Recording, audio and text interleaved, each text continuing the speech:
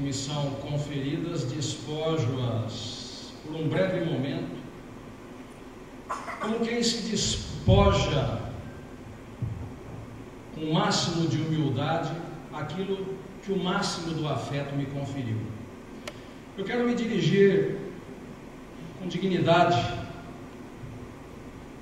à reitora desta universidade, que me honra nesta noite com um prêmio máximo por uma carreira coroada pelo afeto dos amigos, da qual nem posso dizer que não seja merecedor. Posso dizer tão somente que jamais sonhei, porque há coisas que não se sonham, ou elas acontecem como um sopro divino, ou elas ficam na imaginação dos outros, no ideário do mundo, para que um dia, em algum lugar, alguém pague alguma conta. A cidade de Bagé, a comunidade acadêmica de Bagé, a universidade da região da Campanha, não teve e nunca teria nenhuma dívida comigo. Nunca dei mais do que recebi. E se há algo que justifica a presença do homem na terra, outra coisa não pode ser senão o afeto. E eu nunca vim aqui sem receber mais afeto do que eu entreguei. As poucas luzes, talvez, que tivesse de algum conhecimento livresco ou de alguma experiência aurida no interstício de uma vida, jamais se comparou, nem por insignificante que fosse, a uma história tão rica quanto é a história da cidade de Bagé. Nunca fui daqueles que se encantassem com a grandiosidade dos inventos da modernidade. Perante Deus, meu caro bispo, diz que todas as épocas são iguais. Não sei se o homem contemporâneo, por ter inventado a informática, por ter dividido o átomo, por ter descoberto a célula última que nos faz absolutamente diversos uns dos outros, se ele é maior perante uma visão divina do que fora o homem do medievo, do que fora o homem até pré-histórico, criação superior que todos nós somos. Mas fruto deste tempo, conflitando neste mundo onde o antigo se confunde com o moderno, numa sociedade chamada pós-moderna, onde a identidade arquitetônica de uma igreja gótica convive ao lado com prédios suntuosos e modernos, fazendo isto que nós chamamos do pós-modernismo. Numa época em que uma mesma mesa o virtuoso se senta com o pecador e assistimos no dia seguinte às páginas dos jornais, um conglomerado de virtude e de pecado, que nós já não sabemos mais distinguir o que quer que seja o bem ou o que quer que seja o mal. Quando encontro uma cidade como Bagé, onde costumo dizer não passei, não passo, onde eu passo, mas não passeio, porque passear é aproximar-se biograficamente de cada busto, de cada igreja, de cada praça que aqui esteja, do rosto de uma gente, mergulhar na história de uma civilização, porque o Rio Grande do Sul é uma civilização, tem uma biografia, uma história próprias, que forjou a gente gaúcha, e por esta razão talvez devo dizer aí, a minha inteligência consistiu não no ensinar, mas aprender. E quando recebi o primeiro convite para vir em Bagé, em 1994, tinha absoluta ciência que incorporava a biografia da minha vida, talvez os maiores ensinamentos, os maiores predicados, que se marcariam de uma forma indelével na minha alma, como nenhuma cultura livresca poderia ensinar. Porque esta cidade não nasceu hoje, nós todos o sabemos. Este estado não é produto da combustão espontânea, mas é forjado nas peleias da prata de cavalo, nas revoluções, na história de um povo que se fez forte pelas dificuldades inerentes de quem estava distante do poder central. Quando volto a Bagé de 1994, das vezes que aqui estive, e retorno para uma homenagem como esta noite, é como se o espelho do tempo refletisse o passado do garoto, do jovem que fui, quando a primeira vez aqui estive, convidado por um promotor de justiça, que por ironia ou presente do destino, filho desta casa, me conseguiu apresentar às portas da Universidade Complutense de Bagé, da Espanha, que é o professor doutor Luiz Antônio Portela, que hoje me dá a honra da presença, que eu peço uma salva de palmas.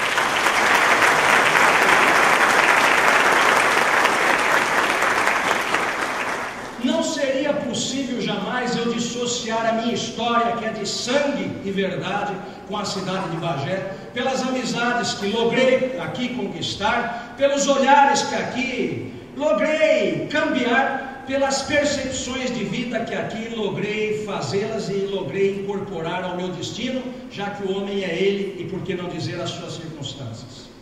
De 1994 para cá não seria capaz de dizer quantas vezes aqui estive. E quando a moça entrevistava ali a televisão e me perguntava qual era a explicação, minha relação com Bagé, eu dizia, eu não tenho condições de explicar racionalmente, porque não se explica o amor. Por que é que alguém casa com alguém? Seria pelo perfil ou formato dos olhos ou do nariz? Seria por um físico mais ou menos interessante, pela inteligência? Pelo que detém em matéria de posses? Seria pelo afeto inexplicável que diferencia os homens das máquinas? Seria por algo que nós não sabemos decodificar? O amor é indecodificável, tanto que foi dito que se um dia viesse à Terra marcianos, não levariam nenhum dos nossos computadores para além dos nossos mundos, para entenderem o que inventamos, porque talvez tivessem mais e mais aperfeiçoados do que nós o fizemos. Levariam um poeta, porque seria o único que trabalhou com a argamassa do amor, e isto que nenhuma máquina sente, nenhum marciano seria capaz de sentir. Como o amor é indefinível, jamais seria capaz de traduzir por palavras a relação que tenho com esta gente. E deva-se dizer, não pela homenagem que recebo, porque esta homenagem é um prêmio que torna a dizer talvez imerecido. Imerecido no sentido de que, por nunca tê-lo almejado ou augurado, o que me veio de presente, conquanto me seja surpresa, eu me pergunto, será? Naquela palavra de Gabriela de Mistral, mestre, algum dia poderei eu na terra levar o nome que tu levas? E quando me dizem professor honoris causa de uma universidade que faz esta tradição e faz esta história, com professores da estirpe desses que aqui estão, e por todos me permitam os colegas saudar a Maria Luísa e ao professor Adair, a quem também peço uma dupla salva de palmas, porque me acompanha e me ajuda.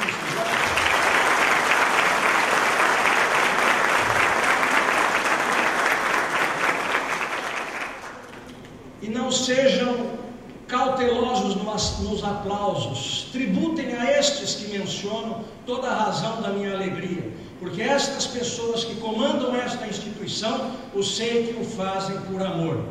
Estes professores que pude vê-los das primeiras vezes que aqui estive, e pude reencontrá-los, e alguns hoje mestres, que eram então à época estudantes, como quem na vida vai passando numa corrida de revezamento o bastão do conhecimento para o próximo, desde a Grécia Antiga, sob a pérgola de Academo, nas primeiras noções do que viria a ser no futuro a chamada academia, com a bacalauros, e deu origem ao bacharelado, a cabeça coroada com os louros do saber. Nós temos hoje aqui um corpo docente da melhor qualidade, que se entrega à comunidade dos alunos, na certeza de que estão a construir os amanhãs.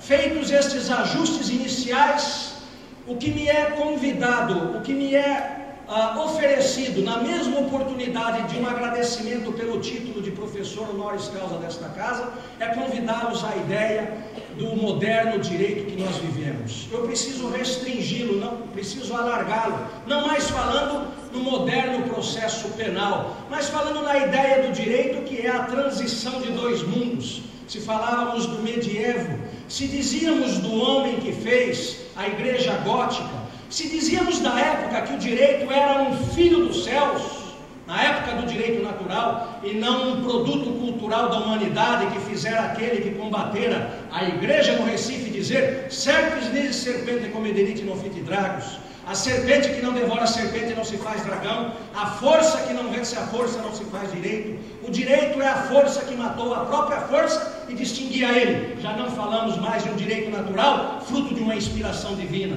mas de um direito feito de homens para homens, e portanto não podemos mais tributar as nossas mazelas sociais ao Criador deste mundo, porque senhores do nosso livre-arbítrio, pecadores que nós somos, devemos distinguir o sagrado do profano. Já não tinha mais aí aquilo que Pinto Ferreira dizia, o perfume das sacristias passando pelos códigos penais. Era um mundo novo que se inaugurava, a chamada fase do positivismo jurídico. O homem duvidava de tudo. É Descartes a dizer, je pense donc je suis. Eu penso, logo existo, duvido da existência do mundo. Duvido de tudo, só não duvido que duvido, enquanto isso estou absolutamente certo. E estando certo de que duvido, quanto a isso tenho certeza, logo eu sou um racional. E passa nas suas perquisições a fazer um mundo então do positivismo jurídico, deitando sobre o papel as letras do que deveria ser o fruto das convenções sociais ou da entreluta dos poderes sociais para que viesse positivado num texto num texto legal. O grande marco do direito que vivemos hoje, se fosse possível estabelecermos um marco, não há de ser buscado em outra época senão em 1789. Se viesse eu num argumento reducionista falar meramente da minha paixão do processo penal ou do direito penal, seria uma noite como esta, mágica, como que um desrespeito aos amantes do direito civil, trabalhista de tantos os outros. Mas há uma matriz universal e permanente que diz respeito a todos os direitos, que é a mãe do momento contemporâneo e que é o grande marco divisor das águas do passado para o presente que nós vivemos.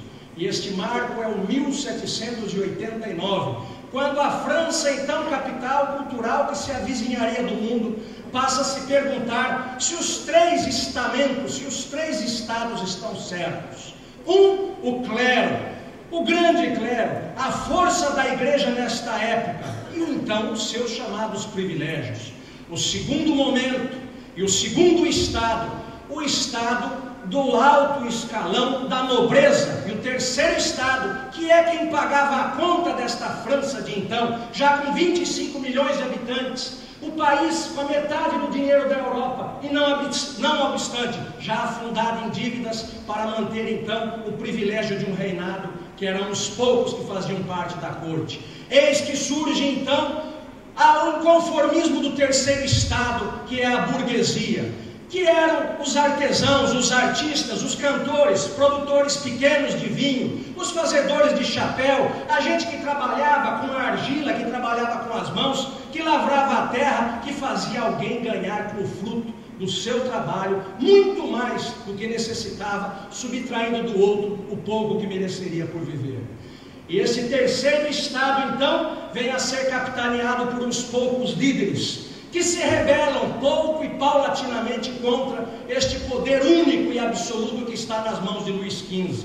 Até que um dia, reunidos em uma pequena assembleia como esta, este terceiro estado, buscando querer uma constituição para a França, buscando querer um pouco mais de protagonismo naquele então mundo francês, recebe as ordens de Luís XVI para dissolver-se a Assembleia. Porque vocês querem direitos e não havia direitos. Porque the king cannot wrong, o rei não erra e o rei só dá aquilo que ele quiser dar. Se o povo pedir, o rei não tem nenhum compromisso para com o povo. O primeiro estado é o rei e é o clero, de quem ele recebe.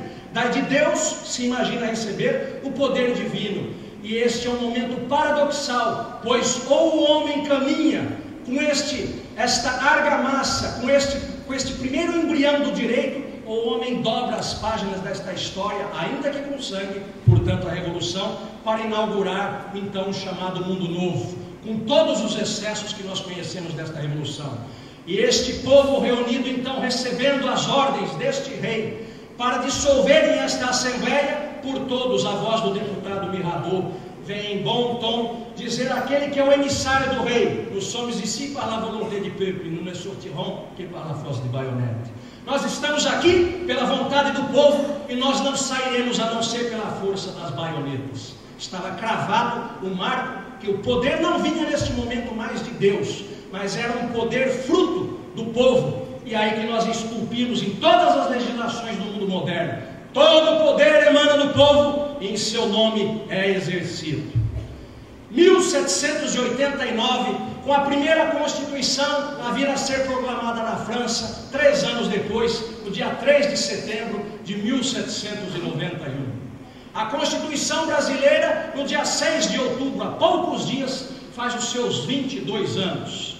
Uma Constituição voluntarista, um pagamento da dívida do passado e uma carta de crédito de intenções para o futuro. Uma promessa do mundo melhor, uma Constituição que hoje, 22 anos passados, nas suas mazelas, nós não descobrimos quem a fez. No seu positivo, todos buscam-lhe a paternidade. E agora o país, absolutamente dividido no seu ideal de justiça, absolutamente dividido no seu ideal de porvir, absolutamente sem saber o que é a propriedade privada frente àqueles outros famintos que reclamam do pão, numa Constituição que jurou dar a dignidade humana, dar trabalho, numa Constituição que foi tão voluntarista, que garantiu até a vida, coisa que nem o melhor médico do mundo é capaz de fazer.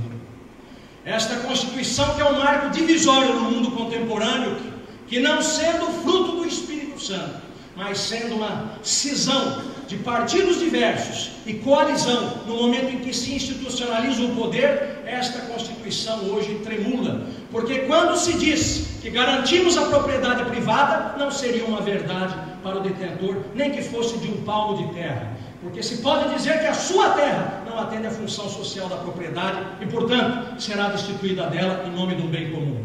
Mas quem o dirá? Quem o dirá quem tiver a caneta na mão, quem tiver o poder na mão, e é o que se faz misterioso, bonito e perigoso ao só tempo, porque nós aprendemos a respeitar a autoridade. E o que é a autoridade?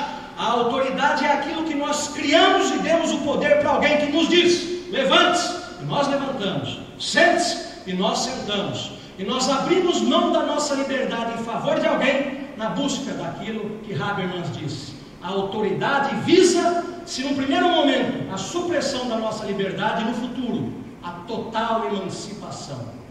A grande pergunta que se faz é: haverá o dia que teremos uma sociedade efetivamente emancipada? Vivo no coração financeiro deste país, vivo na capital da riqueza deste país, e devo lhes dizer, vivo e não vivo, porque vivo aprisionado no meu apartamento, em um carro blindado, vivo e não vivo, porque quem vive com medo não pode dizer que vive. A vida tem predicados, e a vida tem estes adornos, que podem parecer adornos, mas que são qualidades essenciais à própria existência da vida. Trabalhar, respirar, ter o direito ao casamento, à procriação, a criar os seus filhos, ter o direito à saúde, ter o direito a um princípio mínimo de dignidade. Será a vida assim digna na China? E não é, porque não existe liberdade. Será a vida assim na Coreia do Sul? Será a vida assim nos Estados Unidos, na Alemanha, no Paraguai ou aqui no Uruguai, aqui próximo a Melo mesmo? A vida não pode ser diversa no grande centro de uma cidade pequena, de uma cidade provinciana, de uma capital financeira. Viver é respirar, não respirar é não ter vivido, dizia Castro. Não há distinção entre maior ou menor grau de vitalidade, entre a criança que nasce, o neonato, e o velho que esteja nos estertores da morte. Há que se reconhecer a dignidade de ambos. O Supremo Tribunal Federal, ainda, depois de tantos séculos de positivismo e de racionalismo, ainda não sabe exatamente quando começa a vida, se devemos ou não protegê-la, porque o Supremo é dividido na questão do aborto. E os candidatos à presidência deste país não sabem se o aborto é ou não é conveniente à sociedade. E mudam de opiniões e cambiam como quem troca de terno ou de roupas encantadas para as conveniências momentâneas. Este é um país que nós nos ajustamos e nos agrupamos em torno dos nossos interesses, mas não em torno daqueles grandes juramentos que fazem o homem maior ou menor, não em razão do título que alberga, mas da quantidade, da porção divina de gente que ele é. Este é um país que as pessoas não têm conseguido manter a sua autenticidade, porque nós estamos incorrendo no pragmatismo do imediatismo mais imediato, do tudo é agora, nada amanhã. Quero a riqueza hoje, não quero transpirar. E se possível e puder levar o céu, tanto melhor, porque me poupará trabalho, já que vergonha não tenho de fazê-lo. Este é um país que vive no começo e no início de um novo milênio, onde a cidade pequena, provinciana, de pouca gente, ensina os grandes centros e os grandes doutores o que é e como deve ser conjugado o verbo viver. quando digo que volto a Bagé, que aqui aprendo, que daqui saio mais rico, não são palavras jogadas ao vento. São verdades inerentes à minha personalidade, porque sempre quis manter uma coerência entre o falar e o agir. Nunca pretendi que me aplaudissem naquilo que eu falava ou que eu fazia, porque sempre o fiz atendendo a um chamamento interior, que era aquilo que pensava ser um verdadeiro chamamento divino. Perguntado a Fulton Sheen, o cardeal norte-americano, qual era a função do homem na terra, em umas poucas palavras ele disse: ser feliz, mas especialmente fazer alguém feliz. Nós não somos únicos, nós somos gregários. Os animais se acoplam e procriam. Os seres humanos vivem em comunidade e não podem ser autodestrutivos. O direito veio para simbolizar com a espada equânime para equilibrar as duas conchas da justiça. Tem um fio, tem uma ameaça, que é a pena, que é a espada. Mas o direito luta pela manutenção da ordem social. E nesse momento onde a ordem e a desordem equilibram esta balança e já não fazem mais as conchas serenas da justiça, quando nós observamos que homens impolutos, albergando a beca do Supremo Tribunal Federal, porfiam e lutam frente às câmaras, como fazem jovenzinhos nos nossos bancos acadêmicos, me pergunto quanto de sabedoria deve incursionar no coração do homem para compensar aquilo que lhe falta em matéria de compensação intelectual, porque se esquece que os exemplos dos grandes se protrairão pelas nossas cidades e farão este país um pouco menos referências do que ele já tem. Qual dos nossos poderes hoje pode o seu líder vir e bater ao peito frente às câmaras e dizer: o meu poder é um exemplo para o meu povo? Qual dos nossos poderes, legislativo, executivo ou judiciário, poderá dizer: eu tenho os homens e as mulheres mais puros desta nação? Quem assim o fizer, arrisca-se no dia seguinte, de primeiro despertando a fúria dos demais, num segundo momento, uma investigação que nós diríamos: ninguém escaparia a uma culpabilização diante de uma investigação bem feita. Onde furar é uma septicemia generalizada, haverá pus. Vivemos uma tal crise de identidade que ouso a dizer: perante Deus, nenhuma das épocas é maior perante aos olhos do Cristo. Eu ousaria dizer: não sei se hoje somos mais desenvolvidos do que nós éramos há 500 anos. Não sei se hoje somos mais desenvolvidos do que nós éramos há 400 anos. Não somos mais desenvolvidos hoje quando as palavras tinham uma semântica e uma significação própria. Onde honra era honra, comia-se a palavra comida, a palavra pão, e vestia-se a palavra roupa, e habitava-se a palavra casa. As palavras hoje estão esvaziadas no seu conteúdo. E quando recebo então esta homenagem desta casa, chamando-me professor honoris causa, é por esta razão que me vem à mente a célebre frase interrogativa de Gabriela de Mistral: mestre, poderei eu algum dia levar na terra o nome que tu levas? O grande desafio do homem contemporâneo não é mais acumular títulos. O desafio da juventude hoje é revigorar e entender que a palavra light não pode ser adicionada a tudo.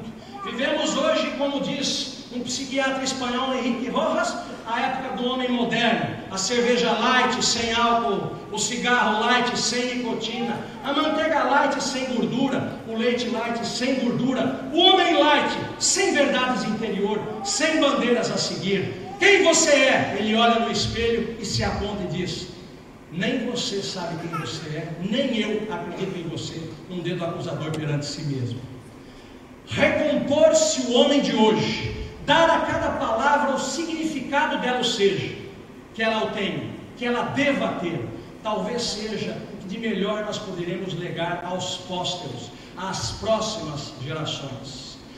As minhas lições ou as minhas palestras aqui ou em qualquer canto do mundo, perante os meus alunos na França, onde estive algumas vezes, nunca cambiei o sentido da vida, porque a verdade será verdade em qualquer lugar do mundo, em qualquer tempo, porque a definição que leva filosoficamente da verdade é que a verdade é o fundamento cognitivo, universal e permanente de validade dos juízos. A verdade não é relativa. Na Revolução Francesa quiseram deliberar se existia de fato Deus, e Deus teria tido só 2 votos. Não obstante, Deus continuou existindo. A verdade nada tem a ver com a democracia. Podem todos acreditar num caminho, e a verdade estar somente com aquele que pensa diverso. A verdade é como uma prova no processo penal. Uma coisa é a verdade, a outra coisa é a certeza. A verdade está nos fatos, a certeza na cabeça do juiz. Ele pode estar certo de algo que não ocorreu, como ele pode estar em dúvida de algo que deva ser provado. A verdade é como aquele boneco de louça que um dia caiu e se quebrou, e o homem tenta reconstruí-la colando os seus pedaços, mas jamais será absolutamente o mesmo, porque a verdade é como dizia Heráclito: não se desce 2 vezes o mesmo rio, porque na segunda ele não será o mesmo. A verdade deste momento mágico que nós vivemos, algum historiador no futuro poderá tentar retratá-lo. Um pintor com os seus pincéis, com a sua aquarela, poderá desenhar isto. A filmagem, a foto, a tecnologia poderá dizer, mas a sambarcar a integralidade da mágica desta noite, e não de ontem, e nem de amanhã, ninguém poderá fazê-lo. A verdade, portanto, é como Deus, é como a justiça, cabe mais na sensação do que na ideia. Se ela é intraduzível, e se nós a sentimos, como se sente a música, até com os olhos fechados, até de costa, porque ela nos invade o espírito e ela nos avisa a alma, a verdade é isso. Talvez não possa ser dita o que ela é pelo que ela seja, mas vestindo-se a roupa contrária, dizendo o que ela não é, para que nós entendamos o que ela seja. Como o Padre Vieira, ao ser perguntado o que era a vida, ele dizia, não sei, mas apontava para um cadáver, mostrando que era um corpo sem vida. Mostremos a mentira das nossas conveniências e das nossas hipocrisias sociais do homem de hoje. Mostremos estas inverdades que o eufemismo me impede de dizer mentira, e talvez no raciocínio contrário possamos entender o que seja a verdade. Eu dizia não faz muito numa palestra a colegas do Ministério Público do Rio Grande do Sul: toda a busca do homem na terra, não importa o que ele faça, seja ele um professor, seja ele um músico, seja ele um operário, na certeza que nós temos da nossa temporaneidade, do nosso passamento, do quão fraco nós somos, na absoluta certeza de que nós um dia pereceremos, nós lutamos para nos imortalizarmos pelas nossas ações. É por isso que um autor escreve uma obra e ali coloca o seu nome, esperando que algum dia alguém leia e o recite, mesmo depois do seu passamento, que é uma forma malandra que ele tem de sobreviver depois da morte.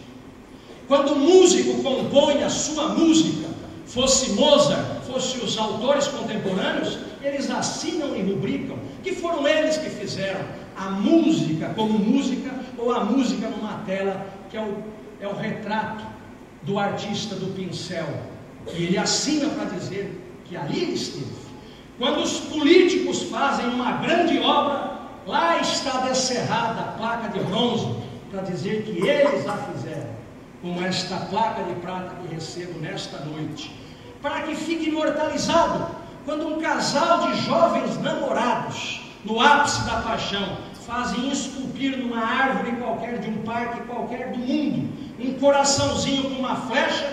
Eles querem que o futuro saibam que ali esteve um casal que se amou e talvez tenha vivido o maior dos amores. Eles querem eternalizar este amor. Quando os soldados na Segunda Guerra Mundial, em Cambridge, na Inglaterra, iam no pub Eagle, iam batalhar amanhã, e hoje, no forro do teto, com o cigarro, queimavam e esculpiam o seu nome, sabendo que morreriam amanhã talvez, eles queriam que no futuro alguém soubesse que eles lutaram pela liberdade e que um dia jovens lutaram pela Inglaterra e pelo mundo civilizado.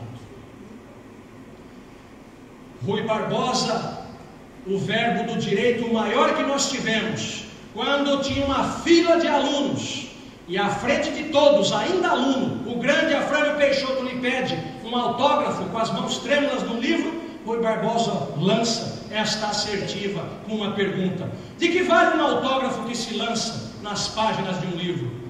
Vale tanto uma folha que o vento leva, vale as palavras soltas ao ar. O que vale mesmo é o que nós escrevemos na alma das pessoas. Isto e nisto se traduzirá a nossa imortalidade. Quando a Universidade da Região da Campanha escreve na minha alma que um dia pertencia a este quadro docente, e algum aluno, que seja, diga: aqui um dia esteve Edilson Mogenot Bonfim como um dos nossos professores, eu digo: eu já posso morrer amanhã. A minha paga pelo ideal que professei na minha vida está dada, e tinha que ser da terra dos meus avós, gaúcha, desta região daqui próximo. Sinto incorporar nesta noite o espírito com que recebi como herança dos meus pais. Seja honesto, não espere prêmio, trabalhe com dignidade.